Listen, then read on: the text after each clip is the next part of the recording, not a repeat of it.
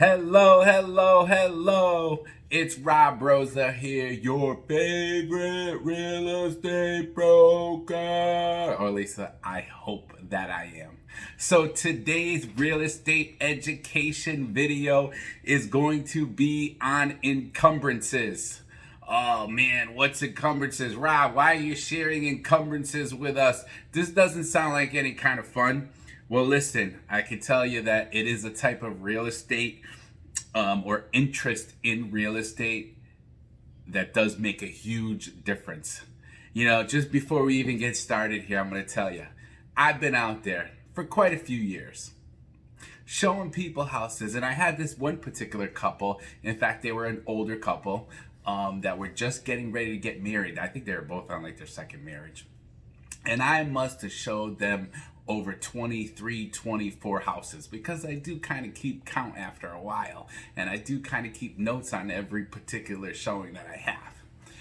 And they couldn't find a house that they loved. There was always some kind of an issue. And finally, we found them a house that they loved.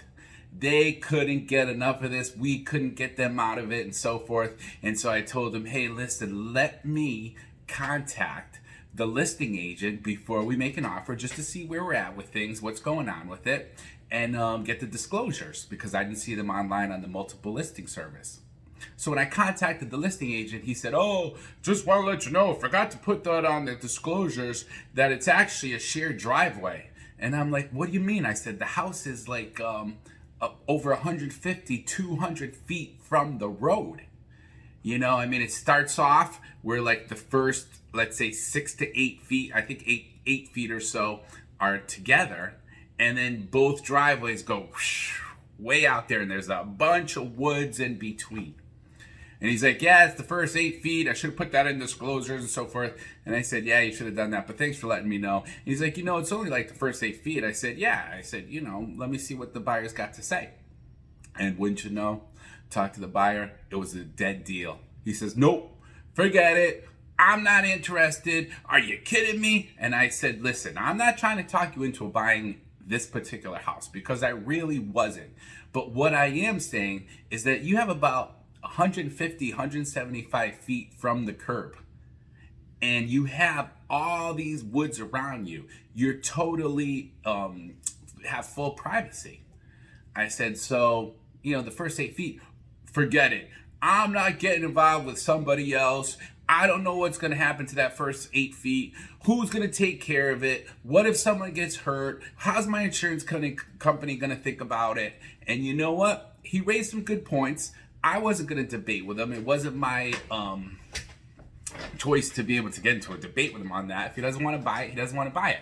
But that's how important some sort or some types of encumbrances are. So there's different types of encumbrances. There could be easements, there could be licenses, there could be liens, there could be encroachments.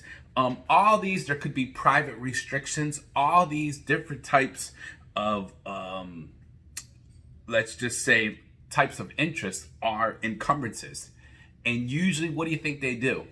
Do you think they make the value of the property worth more or discount or negate the value of the property? Well, I can tell you, usually what they do is negate the value, right? So that's something that you're going to want to be able to take a look at. Most of the time, your real estate broker or agent will find that stuff out for you. But it's not all the time because we don't know of every little thing all the time. Technically, these are things that should be where? On the deed. And so again, I'm not a real estate attorney. Please don't take every word I say as like gospel. But usually that attorney, when they're helping you out 2-3 weeks before the closing and they're reviewing that deed for you, they're going to see these things because these are things that usually, not all the time, because there's different examples, but they run with the deed. So one of them in particular that I wanted to go over with you today was easement appurtenant. Whoa, Rob, hold on. What's easement appurtenant? Why are you throwing all these different, long words at me? Well, there's a lot of different things that we have to be familiar with in real estate. And so, being part of our real estate education series, this is what I wanted to share with you. So when we talk to easement appurtenant, we're talking about something that is attached to the ownership of the real estate and allows the owner of that property the use of a neighbor's land. So it might be, for instance, you have two parcels together, right? And maybe you work over here, way over here, right? And your land is way over here. And if you are coming home from work, you have to go around the lake, and then you have to go around the mountains and around over here and the woods and the so forth to get to your driveway. And that takes you probably like 35 minutes. Or you can go to work and you can drive down this road right here, and then maybe the corner of the neighbor's parcel, right? You're able to, boom, get to your house, your driveway, quick, simple, and easy. Well, that might have saved you like 25 minutes off your drive. And so with that in mind, you might be able to get that particular property, this one that's over here, right, to give your property an easement appurtenant, right? Basically allowing you to be the dominant tenement, allowing you to have access to that person's land, and they would be what's called the Servient tenement. Now, sometimes do you have to pay for that? Of course you do, right? I mean, no one's gonna usually, there's some nice people, there's nice people out there, but sometimes people are gonna wanna get some compensation for that as well.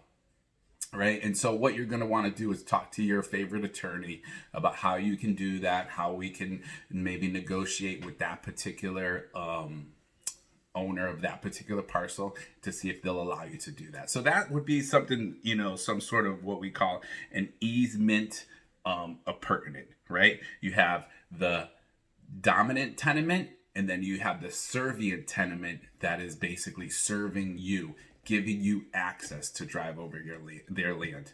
So hopefully that makes sense to you. You're more than welcome. Reach out for me if you have any questions.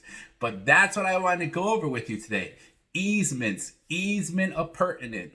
And what is it that we need to know about real estate, and where is it recorded? And usually, just so you know, those types of things are recorded in the deed running with the land. So what does running with the land mean? It goes from owner to owner to owner unless certain things happen. Some examples might be when the need no longer exists, so you don't use it anymore for a certain period of time, and depends on your local and state laws. You might be able to go to your attorney and say, hey, listen, I've had this easement helping this particular other parcel owner for so many years, and for so many years he has not used it. So there might be an opportunity for you to get that off of the deed of your particular property if you're the Servient tenement. It could be when the properties are merged or one particular owner. Be careful.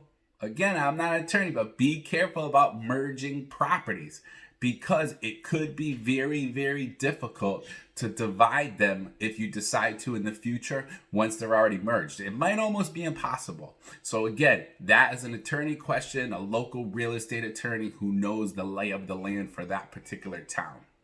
And then also it could be by the release of the Servient tenement. So it could be that, hey, listen, both parties agree we don't need to do this anymore, and they can take the deed, that interest off of the deed.